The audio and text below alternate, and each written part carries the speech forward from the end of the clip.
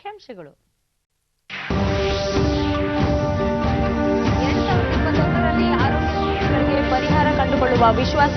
ಅಂತಿಮ ಹಂತದಲ್ಲಿ ಕೋವಿಡ್ ಲಸಿಕೆ ಕಾರ್ಯಕ್ರಮ. ಪ್ರಧಾನಿ ನರೇಂದ್ರ ಮೋದಿ. ಹೊಸ ವರ್ಷದ ಸಂಭ್ರಮಾಚರಣೆಗೆ ಅವಕಾಶವಿಲ್ಲ. ನಾಳೆ ಬೆಳಗ್ಗೆ 6 ಗಂಟೆಯವರೆಗೆ ನಿಷೇಧಾಜ್ಞೆ. ಜನರ ಸಹಕಾರ ಅಗತ್ಯ. ಮುಖ್ಯಮಂತ್ರಿ ಬಿಎಸ್ ಯಡಿಯೂರಪ್ಪ. ನಾಳೆಯಿಂದ ಎಸ್ಎಸ್ಎಲ್ಸಿ ಪಿಯುಸಿ ಭೌತಿಕ ತರಗತಿಗಳು ಆರಂಭ. ನಗರದ ವಿವಿಧ ಶಾಲಾ ಕಾಲೇಜುಗಳಲ್ಲಿ ಸಿದ್ಧತೆ ಪರಿಶೀಲಿಸಿದ ಸಚಿವ ಸುರೇಶ್ ಕುಮಾರ್. ಗ್ರಾಮ ಪಂಚಾಯತ್ ಚುನಾವಣೆಯಲ್ಲಿ ಆಯ್ಕೆಯಾಗಿರುವ ಸದಸ್ಯರಿಗೆ ಸೂಕ್ತ ತರಬೇತಿ. ಗ್ರಾಮ ಸ್ವರಾಜ್ ಕಾಯ್ದೆ ಕುರಿತು ವಿಶೇಷ ಕಾರ್ಯಾಗಾರ ಆಯೋಜನೆ. ಸಚಿವ ಕೆಎಸ್ ಈಶ್ವರಪ್ಪ. ವಾರ್ತೆಗಳ ವಿವರ. ಗುಜರಾತ್ನ ರಾಜ್ಕೋಟ್ನಲ್ಲಿ ಅಖಿಲ ಭಾರತ ವೈದ್ಯಕೀಯ ವಿಜ್ಞಾನ ಸಂಸ್ಥೆ ಏಮ್ಸ್ ಕಟ್ಟಡ ನಿರ್ಮಾಣಕ್ಕೆ ಪ್ರಧಾನಿ ನರೇಂದ್ರ ಮೋದಿ ಇಂದು ವಿಡಿಯೋ ಕಾನ್ಫರೆನ್ಸ್ ಮೂಲಕ ಶಂಕುಸ್ಥಾಪನೆ ನೆರವೇರಿಸಿದರು. ಗುಜರಾತ್ ರಾಜ್ಯಪಾಲರು, ಕೇಂದ್ರ ಸಚಿವ ಹರ್ಷವರ್ಧನ್, ಗುಜರಾತ್ ಮುಖ್ಯಮಂತ್ರಿ ವಿಜಯ್ ರೂಪಾನಿ ಮತ್ತಿತರರು ಪಾಲ್ಗೊಂಡಿದ್ದರು. 1,195 ಕೋಟಿ ರೂಪಾಯಿ ಅಂದಾಜು ವೆಚ್ಚದ ಈ ಯೋಜನೆಗೆ 201 ಎಕರೆ ಭೂಮಿಯನ್ನು ಮಂಜೂರು ಮಾಡಲಾಗಿದೆ. 2022ರಲ್ಲಿ ಕಾಮಗಾರಿ ಪೂರ್ಣಗೊಳ್ಳುವ ನಿರೀಕ್ಷೆ ಇದ್ದು 20 ಹಾಸಿಗೆಗಳ ಆಯುಷ್ ವಿಭಾಗ ಸೇರಿದಂತೆ 750 ಹಾಸಿಗೆಗಳ ಸುಸಜ್ಜಿತ ಆಸ್ಪತ್ರೆ ಇದಾಗಲಿದೆ.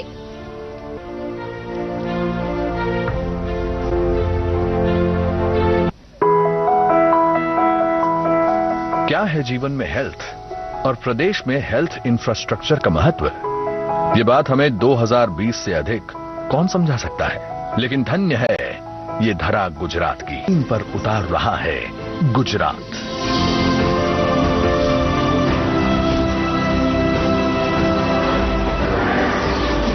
एम्स राजकोट का शिलान्यास करने जा रहे हैं प्रधानमंत्री नरेंद्र मोदी।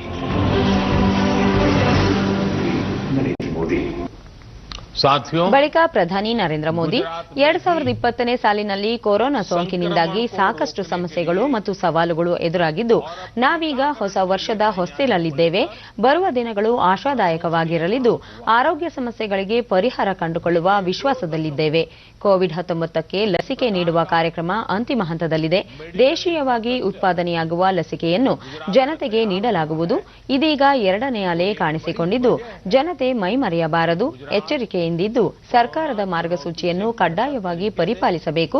ಕೋವಿಡ್-19 ನಮಗೆ ಅರಿವಿಲ್ಲದ ವೈರಿಯಾಗಿದ್ದು, ಇದನ್ನು ಎದುರಿಸುವ ಸಂದರ್ಭದಲ್ಲಿ ನಾಗರಿಕರು ಜವಾಬ್ದಾರಿಯಿಂದ ವರ್ತಿಸಬೇಕು.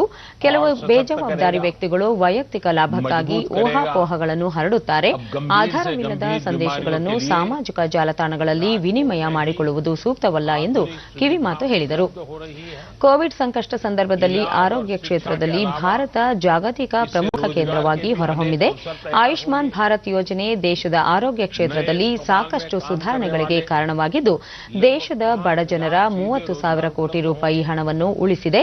ಕಳೆದ 6 ವರ್ಷಗಳಲ್ಲಿ 10 ಹೊಸ ಏಮ್ಸ್ ಆಸ್ಪತ್ರೆಗಳು, 20 ಸೂಪರ್ ಸ್ಪೆಷಾಲಿಟಿ ಆಸ್ಪತ್ರೆಗಳನ್ನು ನಿರ್ಮಿಸಲಾಗಿದೆ.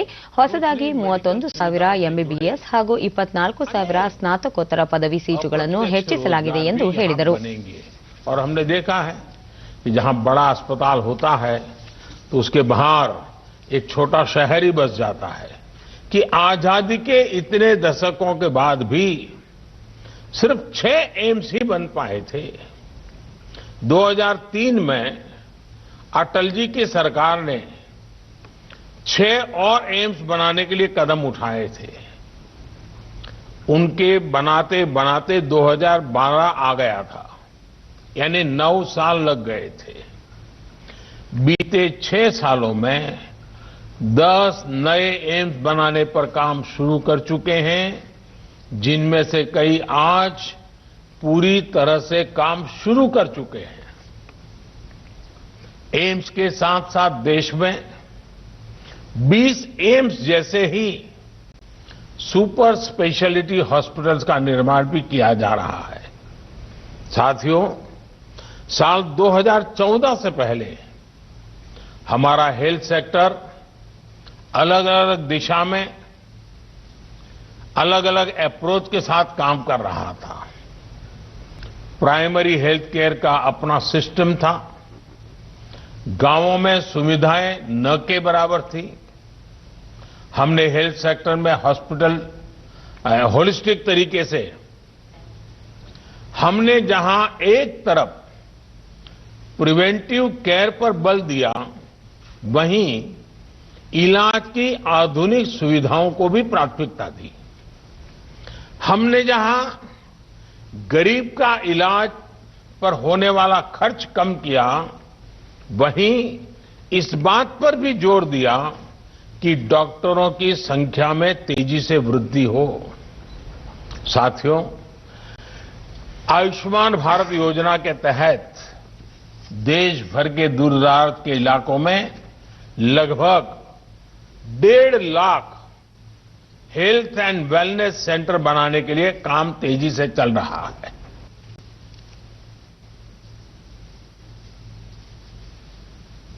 ಪ್ರಧಾನಿ ನರೇಂದ್ರ ಮೋದಿ ಅಧ್ಯಕ್ಷತೆಯಲ್ಲಿ ನಿನ್ನೆ ನಡೆದ 34ನೇ ಪ್ರಗತಿ ಸಂವಾದ ಸಭೆಯಲ್ಲಿ ವಿವಿಧ ಯೋಜನೆಗಳು, ಕಾರ್ಯಕ್ರಮಗಳು ಮತ್ತು ಕುಂದುಕೊರತೆಗಳ ಬಗ್ಗೆ ಪರಿಶೀಲನೆ ನಡೆಸಲಾಯಿತು. ರೈಲ್ವೆ, ರಸ್ತೆ ಸಾರಿಗೆ ಮತ್ತು ಹೆದ್ದಾರಿ, ವಸತಿ ಮತ್ತು ನಗರ ವ್ಯವಹಾರಗಳ ಸಚಿವಾಲಯಕ್ಕೆ ಸಂಬಂಧಿಸಿದ ಯೋಜನೆಗಳ ಬಗ್ಗೆ ಚರ್ಚಿಸಲಾಯಿತು. ಉತ್ತರ ಪ್ರದೇಶ, ಮಧ್ಯಪ್ರದೇಶ, ರಾಜಸ್ಥಾನ, ಜಮ್ಮು ಕಾಶ್ಮೀರ, ಪಶ್ಚಿಮ ಬಂಗಾಳ, ಮಹಾರಾಷ್ಟ್ರ, ದೆಹಲಿ, ಹರಿಯಾಣ, ಗುಜರಾತ್, ದಾದ್ರಾ ಮತ್ತು ನಗರ್ ಹವೇಲಿ ಸೇರಿದಂತೆ 10 ರಾಜ್ಯಗಳು ಮತ್ತು ಕೇಂದ್ರಾಡಳಿತ ಪ್ರದೇಶಗಳಿಗೆ ಸೇರಿದ 1 ಲಕ್ಷ ಕೋಟಿ ವೆಚ್ಚದ ಯೋಜನೆಗಳು ಇವಾಗಿವೆ. ಸಂವಾದ ವೇಳೆಯಲ್ಲಿ ಆಯುಷ್ಮಾನ್ ಭಾರತ್ ಮತ್ತು ಜಲಜೀವನ್ ಅಭಿಯಾನ ಕಾರ್ಯಕ್ರಮಗಳ ಬಗ್ಗೆ ಪರಾಮರ್ಶೆ ನಡೆಸಲಾಯಿತು. ಗ್ರಾಹಕ ವ್ಯವಹಾರಗಳಿಗೆ ಸಂಬಂಧಿಸಿದ ಕುಂದುಕೊರತೆಗಳ ಬಗ್ಗೆ ಚರ್ಚೆ ನಡೆಸಲಾಯಿತು. ಕುಂದುಕೊರತೆಗಳ ಪರಿಹಾರಕ್ಕೆ ಸೂಕ್ತ ಕ್ರಮ ಕೈಗೊಳ್ಳುವಂತೆ ಅಧಿಕಾರಿಗಳಿಗೆ ಪ್ರಧಾನಿ ನರೇಂದ್ರ ಮೋದಿ ನಿರ್ದೇಶಿಸಿದರು. ಯೋಜನೆಗಳನ್ನು ಪರಾಮರ್ಶಿಸಿದ ಪ್ರಧಾನಿ ಬಾಕಿ ಇರುವ ಸಮಸ್ಯೆಗಳನ್ನು ತ್ವರಿತವಾಗಿ ಬಗೆಹರಿಸಿ ನಿಗದಿತ ವೇಳೆಯಲ್ಲಿ ಪೂರ್ಣಗೊಳಿಸುವಂತೆ ಮುಖ್ಯ ಕಾರ್ಯದರ್ಶಿಗಳಿಗೆ ಸೂಚಿಸಿದರು. ಆಯುಷ್ಮಾನ್ ಭಾರತ್ ಕಾರ್ಯಕ್ರಮದಲ್ಲಿ ಶೀಘ್ರದಲ್ಲಿ 100% ನೋಂದಣಿ ಮಾಡಲು ಎಲ್ಲ ರಾಜ್ಯಗಳು ಶ್ರಮಿಸಬೇಕು ಎಂದು ಪ್ರಧಾನಿ ಹೇಳಿದರು. ಜಲಜೀವನ್ ಅಭಿಯಾನದಡಿಯಲ್ಲಿ ನಿಗದಿತ ಗುರಿ ಸಾಧನೆಗೆ ರಾಜ್ಯಗಳು ಹಾಗೂ ಕೇಂದ್ರಾಡಳಿತ ಪ್ರದೇಶಗಳು ನೀಲನಕ್ಷೆ ರೂಪಿಸುವಂತೆ ಪ್ರಧಾನಿ ಪ್ರೋತ್ಸಾಹಿಸಿದರು. ರಾಜ್ಯದ 3 ದಿನಗಳ ಪ್ರವಾಸದ ಬಳಿಕ ಉಪರಾಷ್ಟ್ರಪತಿ ಎಂ ವೆಂಕಯ್ಯನಾಯ್ಡು ಇಂದು ಚೆನ್ನೈಗೆ HAL ವಿಮಾನ ನಿಲ್ದಾಣದ ಮೂಲಕ ಪ್ರಯಾಣಿಸಿದರು. ನಿನ್ನೆ ಮುಖ್ಯಮಂತ್ರಿ ಬಿಎಸ್ ಯಡಿಯೂರಪ್ಪ ಬೆಂಗಳೂರಿನ ಕುಮಾರಕೃಪಾ ಅತಿಥಿ ಗೃಹದಲ್ಲಿ ಭೇಟಿಯಾಗಿ ಸಮಾಲೋಚನೆ ನಡೆಸಿದರು. ಈ ವೇಳೆ ಉಪಮುಖ್ಯಮಂತ್ರಿ ಗೋವಿಂದ ಕಾರಜೋಳ, ಗೃಹ ಸಚಿವ ಬಸವರಾಜ ಬೊಮ್ಮಾಯಿ, ಸಂಸದ ಪಿಸಿ ಮೋಹನ್ ಸೇರಿದಂತೆ ಮತ್ತಿತರರು ಉಪಸ್ಥಿತರಿದ್ದರು.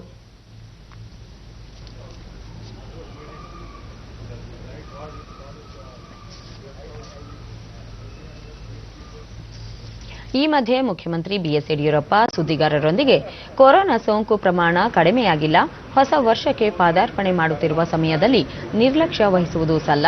ಈ ನಿಟ್ಟಿನಲ್ಲಿ ಪ್ರತಿಯೊಬ್ಬರೂ ಮುಂಜಾಗ್ರತೆ ವಹಿಸುವುದು ಅಗತ್ಯ.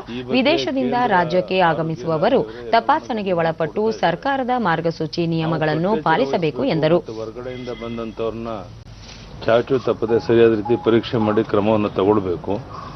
ಈಗಾಗಲೇ ಬಂದಂಥವ್ರು ಕಣ್ತಪ್ಪಿಸ್ಕೊಂಡು ಓಡೋದು ಬಿಟ್ಟು ಅವ್ರಿಗೆ ಟೆಸ್ಟ್ ಮಾಡಿಕೊಡೋದು ಅವ್ರ ದೃಷ್ಟಿಯಿಂದ ಮತ್ತು ಇದು ಭಾಳ ದೊಡ್ಡ ಪ್ರಮಾಣದಲ್ಲಿ ಬೇಗ ಹರಡೋದ್ರಿಂದ ಅದನ್ನು ತಡೆಯೋದಕ್ಕೆ ಅನುಕೂಲ ಆಗುತ್ತೆ.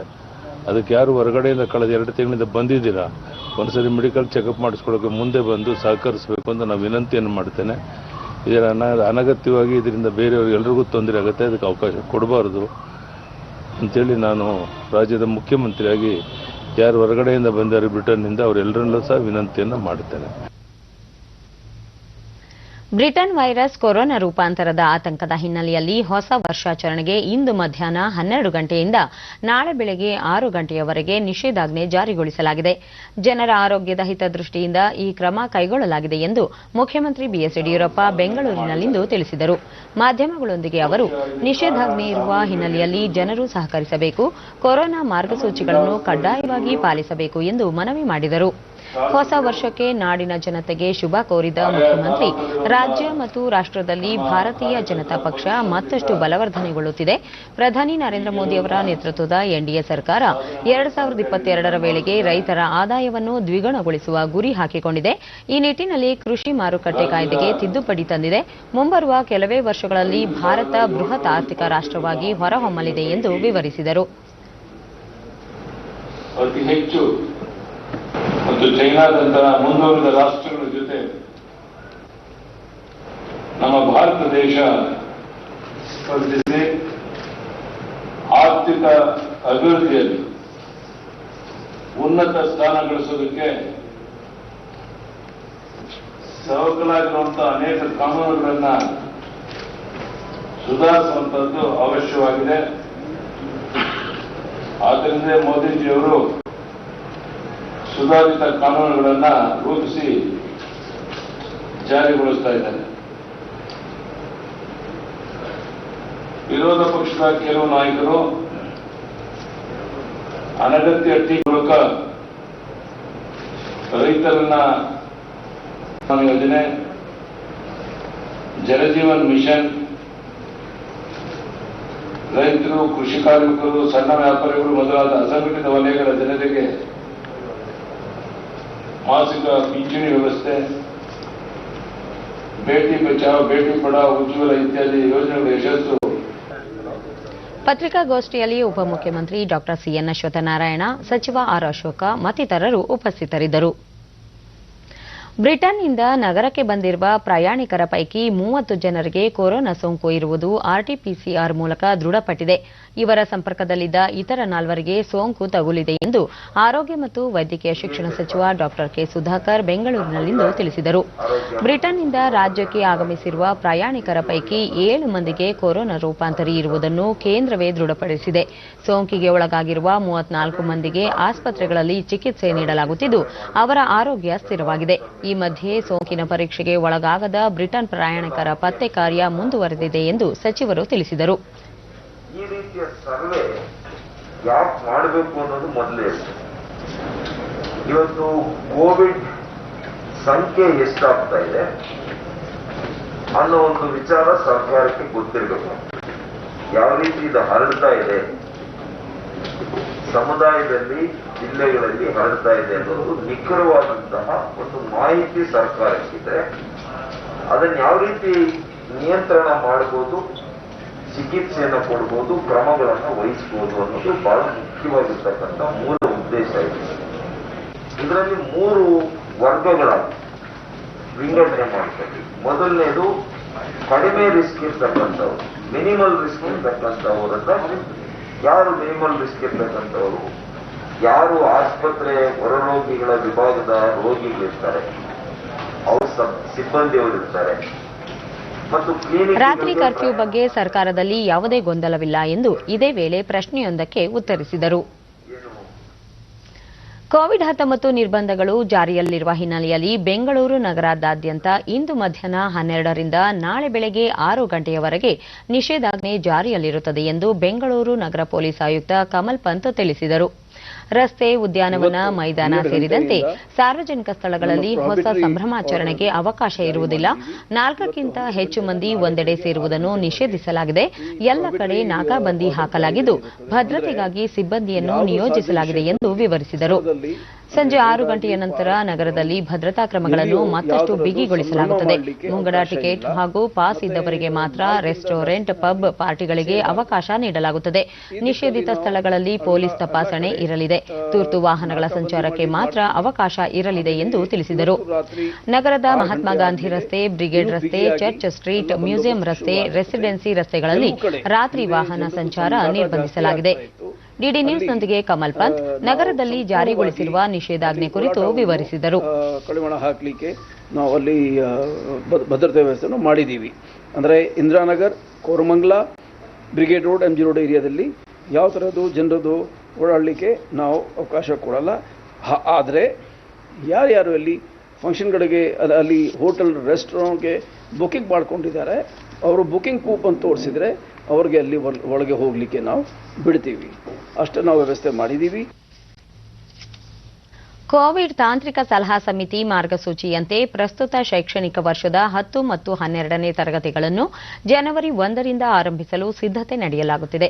ಈ ಹಿನ್ನೆಲೆಯಲ್ಲಿ ಇಂದು ಪ್ರಾಥಮಿಕ ಮತ್ತು ಪ್ರೌಢಶಿಕ್ಷಣ ಸಚಿವ ಎಸ್ ಸುರೇಶ್ ಕುಮಾರ್ ಬೆಂಗಳೂರಿನ Basavanagudi BMS college, Jayanagar national ಕಾಲೇಜುಗಳಿಗೆ ಭೇಟಿ ನೀಡಿ ಪೂರ್ವ ಸಿದ್ಧತಾ ಕ್ರಮಗಳ ಕುರಿತು ಪರಿಶೀಲನೆ ನಡೆಸಿದರು.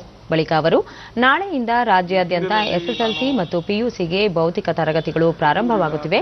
ಈ ಹಿನ್ನೆಲೆಯಲ್ಲಿ ಬೆಂಗಳೂರಿನ ಕೆಲವು ಕಾಲೇಜುಗಳಿಗೆ ಭೇಟಿ ನೀಡಿ ಸರ್ಕಾರ ಸೂಚಿಸಿರುವ ಮಾರ್ಗಸೂಚಿಗಳನ್ನು ಅಳವಡಿಸಿಕೊಂಡಿರುವ ಕುರಿತು ಪರಿಶೀಲನೆ ನಡೆಸುತ್ತಿದ್ದೇನೆ. ನಗರದ ವಿಜಯ ಕಾಲೇಜು, MRKV ಕಾಲೇಜು ಮತ್ತು RV ಕಾಲೇಜುಗಳಿಗೆ ಭೇಟಿ ನೀಡಲಿದ್ದೇನೆ ಎಂದರು. ನಾಳೆ ಆನೇಕಲ್, ಹೊಸೂರು ರಸ್ತೆ, ಬೊಮ್ಮಸಂದ್ರ ಹಾಗೂ ಶನಿವಾರ ಚಿಕ್ಕಬಳ್ಳಾಪುರ ಜಿಲ್ಲೆಗೆ ಭೇಟಿ ನೀಡಿ ಅಲ್ಲಿನ ಕಾಲೇಜುಗಳು ಕೈಗೊಂಡಿರುವ ಕ್ರಮಗಳ ಕುರಿತು ಪರಿಶೀಲಿಸಲಿದ್ದೇನೆ ಎಂದು ಮಾಹಿತಿ ನೀಡಿದರು. ಆ ಭಾಗದಲ್ಲಿ ನಾನು ಭೇಟಿ ಕೊಡ್ತಾ ಇದ್ದೀನಿ. ಶನಿವಾರ ಚಿಕ್ಕಬಳ್ಳಾಪುರದ ಕಡೆ ಬರ್ತಾ ಇದ್ದೀನಿ. ಎಲ್ಲ ಶಿಕ್ಷಣ ಸಂಸ್ಥೆಗಳಿಗೆ ಹೋಗಿ ಅವರು ನಾಳೆಯಿಂದ ಏನು ವ್ಯವಸ್ಥೆ ಮಾಡ್ಕೊಳ್ತಾ ಇದ್ದಾರೆ, ನಾವು ಏನು SOP ಕಳಿಸಿದ್ದೀವಿ ಅಂದ್ರೆ ಮಾರ್ಗದರ್ಶಿ ಸೂತ್ರಗಳು, ಅದನ್ನ ಎಷ್ಟು ಮಟ್ಟಿಗೆ ಅವರು ಅಳವಡಿಸ್ಕೋತಾ ಇದ್ದಾರೆ. ಹೊರಗಡೆ ಆವರಣದಲ್ಲಿ ಮಕ್ಕಳನ್ನ ಸ್ವಾಗತ ಮಾಡೋಕ್ಕೆ ಏನು ಮಾಡ್ತಾ ಇದ್ದಾರೆ ಅವರು, ಸ್ಯಾನಿಟೈಸೇಷನ್ ವ್ಯವಸ್ಥೆ ಹೇಗಿರ್ತದೆ, ಮತ್ತೆ ತರಗತಿಗಳಲ್ಲಿ ಆ ಸೋಷಿಯಲ್ ಡಿಸ್ಟೆನ್ಸ್ ಮೇಂಟೈನ್ ಮಾಡ್ಕೊಂಡು ಯಾವ ರೀತಿ ಕೂಡಿಸ್ತಾರೆ, ಮತ್ತೆ ಯಾವ ರೀತಿ ಟೈಮ್ ಟೇಬಲ್ ಅವರು ಮಾಡ್ತಾ ಇದ್ದಾರೆ.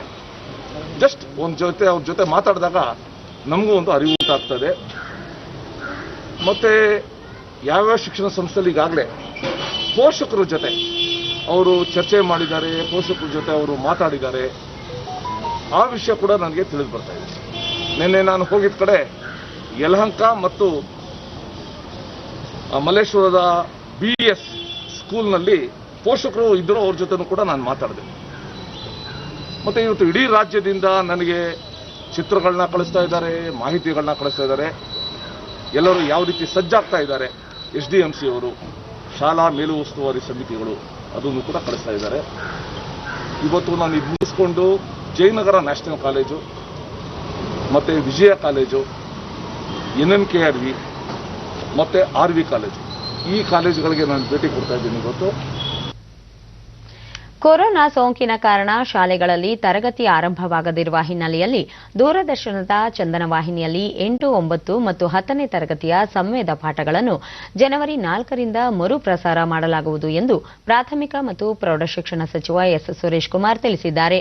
ಕಳೆದ ಜುಲೈ 20ರಿಂದ ಪ್ರಸಾರವಾದ ಪಾಠಗಳು 2021ರ ಜನವರಿ 1ಕ್ಕೆ ಪೂರ್ಣಗೊಳ್ಳಲಿವೆ.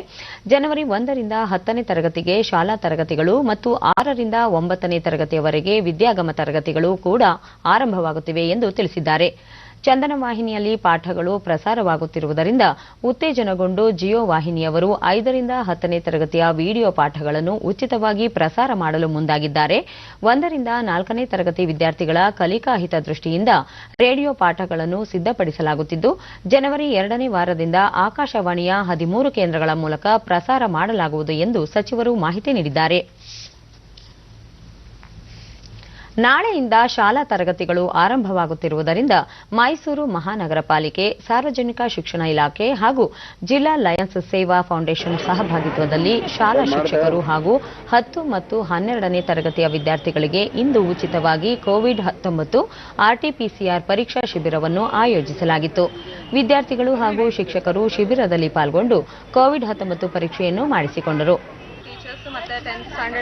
ಡಿಡಿ ನ್ಯೂಸ್ನೊಂದಿಗೆ ಶಿಕ್ಷಕಿ ಅನುಷಾ, ಶಾಲೆಗಳಲ್ಲಿ ಮುಂಜಾಗ್ರತಾ ಕ್ರಮಗಳನ್ನು ಕೈಗೊಳ್ಳಲಾಗಿದೆ. ಆದಾಗ್ಯೂ ಮಕ್ಕಳು ಹಾಗೂ ಶಿಕ್ಷಕರಿಗೆ ಕೋವಿಡ್-19 ಪರೀಕ್ಷೆ ನಡೆಸುವುದರಿಂದ ಉತ್ತಮ ಅನುಕೂಲವಾಗಲಿದೆ ಎಂದರು. ಸೊ ಇದು ಮಾಡಿಸ್ತಾ ಇರೋದು ಒಳ್ಳೇದೇ. ಮಕ್ಕಳುಗಳಿಗೂ ಪ್ರಿಕಾಷನರಿ ಮೆಷರ್ಸ್ ತಗೊಂಡಿದ್ದೀವಿ, ಸ್ಕೂಲಲ್ಲೂ ತಗೊಂಡಿದ್ರು ನಾವು ಕರೋನಾ ಟೆಸ್ಟ್ಗಳನ್ನ ಮಾಡಿಸಿರ್ಲಿಲ್ಲ. ಸೊ ಇವಾಗ ನಾವು ಟೆಸ್ಟ್ಗಳು ಮಾಡಿಸಿದ್ದೀವಿ, ಟೆಸ್ಟ್ ಮಾಡ್ತಾ ಇದ್ದಾರೆ. ಸೊ ಟೆಸ್ಟ್ ಶಿಕ್ಷಕಿ ದೀಪಿಕಾ, ಮಕ್ಕಳನ್ನು ತರಗತಿಗೆ ಕಳುಹಿಸಲು ಪೋಷಕರು ದೃಢೀಕರಣ ಪತ್ರ ನೀಡಬೇಕಾಗುತ್ತದೆ. ಶಾಲೆಗೆ ಹೋಗಲು ಸಿದ್ಧವಿರುವುದಾಗಿ ತಿಳಿಸಿದರು. ಪಾಠ ಮಾಡಬೇಕು, 1 ಇಯರ್ ಆಗೋಯ್ತು ಕ್ಲಾಸಸ್ ತಗೊಂಡಿಲ್ಲ ಅಂತ. ಬಟ್ ಈಗ ರಿಸಲ್ಟು ತುಂಬ ಇಂಪಾರ್ಟೆಂಟ್ ಆಗುತ್ತೆ. ಅದ್ರ ಜೊತೆಗೆ ಪೇರೆಂಟ್ಸ್ ಕೋಆಪ್ರೇಷನು ಮತ್ತು ಪೇರೆಂಟ್ಸ್ನು ಮಕ್ಕಳದೆಲ್ಲನೂ ಕೋವಿಡ್ ಟೆಸ್ಟ್ನ ಮಾಡಿ ರಿಪೋರ್ಟ್ಗಳನ್ನ ತೊಗೊಂಡು ಬರಬೇಕು. ಸೊ ಆ ರಿಪೋರ್ಟ್ ಮೇಲೆ ಡಿಪೆಂಡ್ ಆಗುತ್ತೆ. ವಿದ್ಯಾರ್ಥಿನಿ ಶೋಭಿತಾ, 1 ವರ್ಷದಿಂದ ಮುಚ್ಚಿದ್ದ ಶಾಲಾ ಕಾಲೇಜುಗಳು ಮತ್ತೆ ಆರಂಭವಾಗುತ್ತಿರುವುದಕ್ಕೆ ಸಂತೋಷವಾಗುತ್ತಿದೆ ಎಂದರು. ಕೋವಿಡ್ ಟೆಸ್ಟ್ ಮಾಡ್ಸಕ್ಕೆ ಬಂದಿದ್ಯಾ? ಇವತ್ತು ಕೋವಿಡ್ ಟೆಸ್ಟ್, ಕೊರೋನಾ ಟೆಸ್ಟ್ ಮಾಡಕ್ಕೆ ಬಂದಿದೆ. ಈ ಒಂದು ಶಾಲಾ ವಿದ್ಯಾರ್ಥಿಗಳಿಗೆ ಅಂದರೆ 10ನೇ ತರಗತಿ ಓದಿರ್ತಕ್ಕಂಥ ವಿದ್ಯಾರ್ಥಿಗಳಿಗೆ ಹಾಗೂ 12ನೇ ತರಗತಿ ಓದ್ತಿರ್ತಕ್ಕಂಥ ವಿದ್ಯಾರ್ಥಿಗಳಿಗೆ ಸಾರ್ವಜನಿಕ ಶಿಕ್ಷಣ ಇಲಾಖೆ ಉಪನಿರ್ದೇಶಕ ಪಾಂಡುರಂಗ, ಮಕ್ಕಳ ಆರೋಗ್ಯ ಅತಿ ಮುಖ್ಯವಾಗಿದ್ದು ಮೈಸೂರು ಜಿಲ್ಲೆಯ ಎಲ್ಲ ತಾಲೂಕುಗಳಲ್ಲಿ ಶಿಕ್ಷಕರು ಹಾಗೂ ಮಕ್ಕಳಿಗೆ ಉಚಿತವಾಗಿ ಕೋವಿಡ್-19 RT-PCR ಪರೀಕ್ಷೆ ಆಯೋಜಿಸಲಾಗಿದೆ ಎಂದು ತಿಳಿಸಿದರು. ಶಿಬಿರಕ್ಕೆ ಹೆಚ್ಚಿನ ಸಂಖ್ಯೆಯಲ್ಲಿ ವಿದ್ಯಾರ್ಥಿಗಳು ಮತ್ತು ನಮ್ಮ ಶಿಕ್ಷಕರು ಭಾಗವಹಿಸಬೇಕು ಅಂತೇಳಿ ನಾವು ಇಲಾಖೆಯಿಂದ ಕೂಡ ಎಲ್ಲ ಅಧಿಕಾರಿಗಳು ಕೂಡ ಸುತ್ತೋಲೆಯನ್ನು ಹೊರಡಿಸಿದ್ದೇವೆ. ಚಿತ್ರದುರ್ಗದಲ್ಲಿ ನಿನ್ನೆ ಸಾರ್ವಜನಿಕ ಶಿಕ್ಷಣ ಇಲಾಖೆ ಆಯುಕ್ತ ವಿ. ಅನ್ಬುಕುಮಾರ್ ಇಲಾಖೆಯ ಅಧಿಕಾರಿಗಳೊಂದಿಗೆ ಪ್ರಗತಿ ಪರಿಶೀಲನಾ ಸಭೆ ನಡೆಸಿದರು. ಬಳಿಕ ಕೋವಿಡ್-19 ನಿಯಮಾನುಸಾರ ನಾಳೆಯಿಂದ ರಾಜ್ಯಾದ್ಯಂತ 16,000 ಶಾಲೆಗಳಲ್ಲಿ ತರಗತಿ ಆರಂಭವಾಗಲಿದ್ದು ಎಲ್ಲ ರೀತಿಯ ಸಿದ್ಧತೆ ಮಾಡಿಕೊಳ್ಳಲಾಗಿದೆ. ಇದರ ಜೊತೆಗೆ 6ರಿಂದ 9ನೇ ತರಗತಿಯವರೆಗೆ ವಿದ್ಯಾಗಮ ಯೋಜನೆ ಪ್ರಾರಂಭವಾಗಲಿದ್ದು ಸುಮಾರು 89,000 ಶಿಕ್ಷಕರು ಹಾಜರಾಗಲಿದ್ದಾರೆ ಎಂದು ಹೇಳಿದರು. ಈಗಾಗಲೇ ಸಚಿವರು ಸ್ಪಷ್ಟಪಡಿಸಿರುವಂತೆ ಮಾರ್ಚ್ ತಿಂಗಳಲ್ಲಿ ಪರೀಕ್ಷೆಗಳು ಇರುವುದಿಲ್ಲ. ಚರ್ಚೆಗಳು ನಡೆದ ಬಳಿಕ ಎಸ್ಎಸ್ಎಲ್ಸಿ ಪರೀಕ್ಷೆ ನಡೆಸುವ ಬಗ್ಗೆ ನಿರ್ಧರಿಸಲಾಗುತ್ತದೆ. ಎಲ್ಲ ಶಾಲೆಗಳಲ್ಲಿ ಕೋವಿಡ್-19 ಎಚ್ಚರಿಕೆಯ ಜೊತೆಗೆ ಮೂಲಭೂತ ಸೌಲಭ್ಯಗಳಿಗೆ ಆದ್ಯತೆ ನೀಡಬೇಕಿದೆ ಎಂದರು. ಖಾಸಗಿಯ ಅನುದಾನಿತ ಮತ್ತು ಅನುದಾನ ರಹಿತ ಎರಡು ಶಾಲೆಗಳು ಸಹ ಅನ್ವಯಿಸುತ್ತದೆ. ಈಗಾಗಲೇ ಇದು ಕುರಿತು ಎಲ್ಲ ತಯಾರಿ ಎಲ್ಲ ಜಿಲ್ಲೆಗಳು ಮಾಡಿಕೊಂಡಿದ್ದಾರೆ. ಇದಕ್ಕೆ ಸಂಪೂರ್ಣ ಸಹಕಾರ ಸಿಕ್ಕಿದೆ ಎಂದು ನಾನು ಭಾವಿಸ್ತೀನಿ. ಖಂಡಿತವಾಗಿ ನಾಳೆ ಒಂದು ದಿನ ನಾಡಿದ್ದು ಹೊಸ ವರ್ಷದ ಜೊತೆಗೆ ಖಂಡಿತವಾಗಿ ನಾವು ನಮ್ಮ ಶಾಲೆಗಳನ್ನು ಪ್ರಾರಂಭ ಮಾಡ್ತೀವಿ. ಅದರ ಜೊತೆಗೆ ಶಾಲಾ ಸ್ವಚ್ಛ ಮಾಡೋದು ಮತ್ತು ಅವೇರ್ನೆಸ್ ಕೊಡೋದು, ಅದರ ಜೊತೆಗೆ ಟೀಚರ್ಸ್ಗಳಿಗೆ ಕೋವಿಡ್ ಟೆಸ್ಟ್ ಮಾಡೋದು, ಈ ರೀತಿ ಹಲವಾರು ಕಾರ್ಯಕ್ರಮ ಕೈಗೊಂಡಿದ್ದಾರೆ. ಇದಕ್ಕೂ ಮುನ್ನ ಚಿತ್ರದುರ್ಗ ನಗರದ ವಿದ್ಯಾವಿಕಾಸ ವಿದ್ಯಾಸಂಸ್ಥೆಗೆ ಭೇಟಿ ನೀಡಿ ಶಾಲೆ ಆರಂಭದ ತಯಾರಿಯನ್ನು ಆಯುಕ್ತರು ಪರಿಶೀಲಿಸಿದರು. ರಾಜ್ಯದಲ್ಲಿ ನಾಳೆ ಎಸ್ಎಸ್ಎಲ್ಸಿ ಮತ್ತು ಪಿಯುಸಿ ತರಗತಿಗಳು ಪ್ರಾರಂಭವಾಗುತ್ತಿರುವ ಹಿನ್ನೆಲೆಯಲ್ಲಿ ರಾಜ್ಯದ ವಿವಿಧೆಡೆ ಶಾಲಾ ಕಾಲೇಜುಗಳ ಕಟ್ಟಡಗಳನ್ನು ಶುಚಿಗೊಳಿಸುವ ಕಾರ್ಯ ಭರದಿಂದ ಸಾಗಿದೆ. ಬೆಳಗಾವಿ ಜಿಲ್ಲೆಯ ಚಿಕ್ಕೋಡಿ ತಾಲೂಕಿನ ನಾಗರಾಳದ ಸರ್ಕಾರಿ ಶಾಲೆಯನ್ನು ಸಿಬ್ಬಂದಿ ಸ್ವಚ್ಛಗೊಳಿಸುತ್ತಿದ್ದು ಕೊರೋನಾ ಮುನ್ನೆಚ್ಚರಿಕಾ ಕ್ರಮಗಳನ್ನು ಪಾಲಿಸಲು ಸಿದ್ಧತೆ ಮಾಡಿಕೊಳ್ಳುತ್ತಿದ್ದಾರೆ.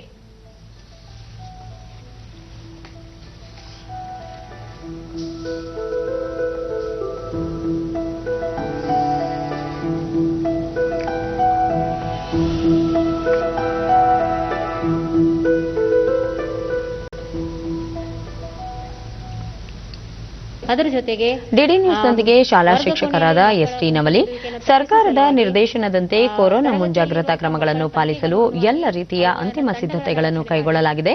ಉಷ್ಣತೆ ಪರೀಕ್ಷೆ ಸೇರಿದಂತೆ ಸ್ಯಾನಿಟೈಸರ್ ಬಳಕೆ ಮಾಡಿಕೊಳ್ಳಲು ವಿದ್ಯಾರ್ಥಿಗಳಿಗೆ ಅವಕಾಶ ಕಲ್ಪಿಸಲಾಗಿದೆ ಎಂದರು. ಬೋಧನೆಯನ್ನು ಮಾಡುವ ವೇಳಾಪಟ್ಟಿಯನ್ನು ಸಹ ನಮ್ಮ ಪ್ರೌಢಶಾಲೆಯಲ್ಲಿ ನಾವು ಈಗಾಗಲೇ ಸಿದ್ಧಪಡಿಸಿಕೊಂಡಿದ್ದೇವೆ. ಜೊತೆಗೆ ಮಕ್ಕಳ ಆರೋಗ್ಯದ ಹಿತದೃಷ್ಟಿ ಸಲುವಾಗಿ ಪ್ರತಿನಿತ್ಯ ಮಕ್ಕಳ ಥರ್ಮಲ್ ಸ್ಕ್ಯಾನಿಂಗ್ ಟೆಸ್ಟ್ ಮಾಡೋದ್ರ ಮೂಲಕ ಮಕ್ಕಳ ಆರೋಗ್ಯದ ಕಡೆಗೂ ಸಹ ನಾವು ಗಮನವನ್ನು ವಹಿಸ್ತಾ ಇದ್ದೇವೆ. 10ನೇ ತರಗತಿಯ ಕ್ಲಾಸ್ಗಳನ್ನು ಚಿತ್ರಕಲಾ ಶಿಕ್ಷಕ ದಯಾನಂದ್ 10ನೇ ತರಗತಿ ವಿದ್ಯಾರ್ಥಿಗಳಿಗೆ ಬೆಳಗಿನ ವೇಳೆ ಬೋಧನೆ ಮಾಡಲು ನಿರ್ಧರಿಸಲಾಗಿದ್ದು ಒಟ್ಟು 3 ವಿಭಾಗಗಳನ್ನಾಗಿ ವಿಂಗಡಿಸಿ ಪಠ್ಯಕ್ರಮವನ್ನು ಬೋಧಿಸಲು ನಿರ್ಧರಿಸಲಾಗಿದೆ. ಪ್ರತಿಯೊಂದು ವಿಭಾಗದಲ್ಲಿ 20 ವಿದ್ಯಾರ್ಥಿಗಳಿಗೆ ಮಾತ್ರ ಅವಕಾಶ ಕಲ್ಪಿಸಲಾಗಿದೆ ಎಂದು ತಿಳಿಸಿದರು. ತಂಡಗಳನ್ನಾಗಿ ವಿಂಗಡಿಸಿ 20 ವಿದ್ಯಾರ್ಥಿಗಳಂತೆ ವೇಳಾಪಟ್ಟಿಯನ್ನು ಕೂಡ ನಾವು ಸಿದ್ಧಪಡಿಸಿಕೊಂಡಿದ್ದೇವೆ. ಪೋಷಕ ರಾಜು ಲಾಟೆ ಶಾಲೆ ಆರಂಭಿಸುತ್ತಿರುವುದರಿಂದ ವಿದ್ಯಾರ್ಥಿಗಳ ಭವಿಷ್ಯಕ್ಕೆ ಸಹಕಾರಿಯಾಗಲಿದೆ ಎಂದು ಅಭಿಪ್ರಾಯಪಟ್ಟರು. ಮೊಬೈಲ್ ಕವರೇಜ್ ಐತಿ ಅಥವಾ ಇಲ್ಲ, ಡಾಟಾ ಐತಿ, ಇಂಥ ಪರಿಸ್ಥಿತಿ ಆಗೈತಿ ಎಲ್ಲರಿಗೆ. ಅದು ಸ್ಕೂಲ್ ಸ್ಟಾರ್ಟ್ ಮಾಡ್ತಾ ಇದ್ದು ನಮಗೆ ಎಲ್ಲ ಒಪ್ಪಿಗೆ ಐತೆ ಅಂತ ಹೇಳಿ ನಾವು ಇದು ಮಾಡ್ತೀವಿ. ಮಕ್ಕಳಿಗೆ ಶಾಲೆಗೆ ಕಲಿಸ್ತೀವಿ. ಯಾಕಂದ್ರೆ ಎಷ್ಟು ದಿವಸ ಮನೆಯಾಗ ಮಕ್ಕಳು ಇಟ್ಕೊಳ್ಳೋದು ಇದು ಒಂದು ಕೊರತೆ ಇದೆ, ಸಮಸ್ಯೆ ಇದೆ. ಅದೇ ಸಲುವಾಗಿ ಶಾಲೆ ಸ್ಟಾರ್ಟ್ ಮಾಡಿ. ಗ್ರಾಮ ಪಂಚಾಯತ್ ಚುನಾವಣೆಯಲ್ಲಿ ನೂತನವಾಗಿ ಆಯ್ಕೆಯಾಗಿರುವ ರಾಜ್ಯದ ಎಲ್ಲ 92,131 ಸದಸ್ಯರಿಗೆ ಅಬ್ದುಲ್ ನಜೀರ್ ಸಾಬ್ ರಾಜ್ಯ ಗ್ರಾಮೀಣಾಭಿವೃದ್ಧಿ ಮತ್ತು ಪಂಚಾಯತ್ ರಾಜ್ ಸಂಸ್ಥೆಯಿಂದ ತರಬೇತಿ ನೀಡಲಾಗುವುದು ಎಂದು ಪಂಚಾಯತ್ ರಾಜ್ ಮತ್ತು ಗ್ರಾಮೀಣಾಭಿವೃದ್ಧಿ ಖಾತೆ ಸಚಿವ ಕೆಎಸ್ ಈಶ್ವರಪ್ಪ ಶಿವಮೊಗ್ಗದಲ್ಲಿಂದು ತಿಳಿಸಿದರು. ಮಾಧ್ಯಮ ಪ್ರತಿನಿಧಿಗಳೊಂದಿಗೆ ಅವರು ಜನವರಿ 19ರಿಂದ ಮಾರ್ಚ್ 26ರವರೆಗೆ ತಾಲೂಕು ಹಂತದಲ್ಲಿ 10 ತಂಡಗಳಿಂದ ತರಬೇತಿ ನೀಡಲಾಗುವುದು. ರಾಜ್ಯದ 176 ತಾಲೂಕುಗಳ 285 ಕೇಂದ್ರಗಳಲ್ಲಿ ತರಬೇತಿ ನೀಡಲಿದ್ದು ಇದಕ್ಕಾಗಿ 900 ಸಂಪನ್ಮೂಲ ವ್ಯಕ್ತಿಗಳನ್ನು ಈಗಾಗಲೇ ನಿಯೋಜಿಸಲಾಗಿದೆ. ಪ್ರತಿ ತಂಡಕ್ಕೆ 5 ದಿನಗಳ ಮುಖಾಮುಖಿ ತರಬೇತಿ ನೀಡಲಾಗುವುದು ಎಂದು ಹೇಳಿದರು. ತರಬೇತಿ ಅವಧಿಯಲ್ಲಿ ಗ್ರಾಮ ಸ್ವರಾಜ್ ಕಾಯ್ದೆ ಕುರಿತು ವಿಶೇಷ ಕಾರ್ಯಾಗಾರ ಆಯೋಜಿಸಿರುವುದಾಗಿ ಅವರು ತಿಳಿಸಿದರು. ಈ ತರಬೇತಿಯನ್ನ ಯಾವುದೇ ಕಾರಣಕ್ಕೂ ತಪ್ಪಿಸಬಾರದು. ಚುನಾವಣೆ ಮುಗಿದೋಯ್ತು. ಚುನಾವಣೆ ತನಕಲ್ಲೂ ಕೂಡ ಸ್ಪರ್ಧೆ, ಪ್ರತಿಸ್ಪರ್ಧೆ, ಗೆಲುವು, ಸೋಲು ಎಲ್ಲ ಮುಗಿದೋಯ್ತು. ಈ ಗೆದ್ದಿರಂತ ಅವಕಾಶ ಭಗವಂತ ನಿಮಗೆ ಅವಕಾಶ ಮಾಡಿಕೊಟ್ಟಿದ್ದಾನೆ. 92,130 ಜನಕ್ಕೆ ನಿಮ್ಮ ಹಳ್ಳಿ ಅಭಿವೃದ್ಧಿಗೆ ಪೂರ್ಣ ಶ್ರಮವನ್ನು ಹಾಕಬೇಕು. ಇದಕ್ಕೆ ನಾವು ರಾಜ್ಯ ಸರ್ಕಾರ, ಕೇಂದ್ರ ಸರ್ಕಾರ ಪೂರ್ಣ ಸಹಕಾರವನ್ನು ಕೂಡ ನಾವು ಕೊಡಲಿದ್ದೇವೆ. ಈ ದಿಕ್ಕಿನಲ್ಲಿ ಪೂರ್ಣ ತರಬೇತಿಯನ್ನು ಪಡಿಬೇಕು. ಕೇಂದ್ರೀಯ ಪ್ರೌಢಶಿಕ್ಷಣ ಮಂಡಳಿ ಸಿಬಿಎಸ್ಇ ಪರೀಕ್ಷಾ ವೇಳಾಪಟ್ಟಿಯನ್ನು ಇಂದು ಪ್ರಕಟಿಸುವುದಾಗಿ ಕೇಂದ್ರ ಶಿಕ್ಷಣ ಸಚಿವ ರಮೇಶ್ ಪೋಖ್ರಿಯಾಲ್ ನಿಶಾಂಕ್ ಹೇಳಿದ್ದಾರೆ. ಈ ಕುರಿತು ಡಿಡಿ ನ್ಯೂಸ್ಗೆ ಮಾಹಿತಿ ನೀಡಿದ ಅವರು 2021ರ ಸಿಬಿಎಸ್ಇ ಪರೀಕ್ಷೆ ವೇಳಾಪಟ್ಟಿಯನ್ನು ಇಂದು ಸಂಜೆ ಪ್ರಕಟಿಸುತ್ತಿದ್ದು ವಿದ್ಯಾರ್ಥಿಗಳು ಸೂಕ್ತ ಮಾಹಿತಿ ಪಡೆದು ಅಧ್ಯಯನದಲ್ಲಿ ನಿರತರಾಗಬೇಕು ಎಂದರು. नए वर्ष की पूर्व संध्या पर हम इसको बता रहे हैं, वो तिथियों को भी सुनिश्चित करेंगे और उनकी जो भ्रम की स्थिति बनी हुई है उसको भी खत्म कर देंगे. कोशिश करेंगे कि उनको आगे की तिथियां घोषित कर सकें कि जब वो परीक्षाओं को. ದೇಶದಲ್ಲಿ ಕೋವಿಡ್-19 ಸೋಂಕು ಪ್ರಕರಣಗಳ ಸಂಖ್ಯೆಯಲ್ಲಿ ಗಣನೀಯ ಇಳಿಕೆ ಕಂಡುಬಂದಿದೆ. ಕಳೆದ 24 ಗಂಟೆಗಳಲ್ಲಿ 21,821 ಕೊರೋನಾ ಪ್ರಕರಣಗಳು ದೃಢಪಟ್ಟಿವೆ. ಇದರೊಂದಿಗೆ ಕೋವಿಡ್-19 ಸೋಂಕಿತ ಪ್ರಕರಣಗಳ ಒಟ್ಟು ಸಂಖ್ಯೆ 1,02,66,674ಕ್ಕೆ ಏರಿಕೆಯಾಗಿದೆ. ದೇಶದಲ್ಲಿ ಒಟ್ಟು 2,57,656 ಸಕ್ರಿಯ ಪ್ರಕರಣಗಳಿದ್ದು ಈ ಪ್ರಮಾಣ ಶೇಕಡಾ 2.51ಕ್ಕೆ ಇಳಿಕೆಯಾಗಿದೆ. ಒಟ್ಟು 98,60,280 ಮಂದಿ ಗುಣಮುಖರಾಗಿದ್ದು ಚೇತರಿಕೆ ಪ್ರಮಾಣ 96.04ರಲ್ಲಿದೆ. ದೇಶದಲ್ಲಿ ಈವರೆಗೆ 1,48,738 ಮಂದಿ ಸಾವನ್ನಪ್ಪಿದ್ದು ಮರಣ ಪ್ರಮಾಣ ಶೇಕಡಾ 1.45ರಷ್ಟಿದೆ.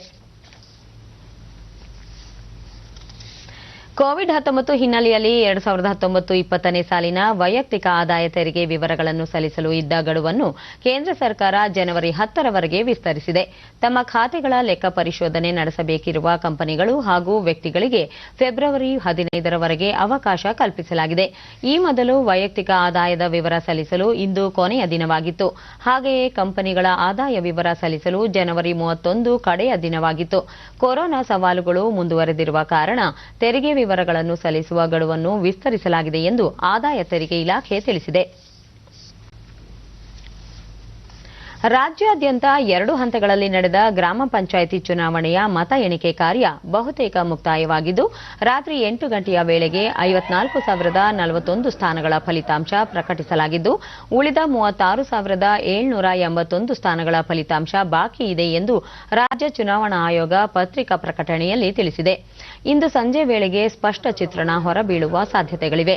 ಈ ತಿಂಗಳ 22 ಹಾಗೂ 27ರಂದು 2 ಹಂತಗಳಲ್ಲಿ 5,728 ಗ್ರಾಮ ಪಂಚಾಯಿತಿಗಳ 91,339 ಸ್ಥಾನಗಳಿಗೆ ಚುನಾವಣೆ ನಡೆದಿತ್ತು. ಈ ಚುನಾವಣೆಗೆ ಒಟ್ಟಾರೆ 2,22,000ಕ್ಕೂ ಹೆಚ್ಚು ಅಭ್ಯರ್ಥಿಗಳು ಕಣದಲ್ಲಿದ್ದರು.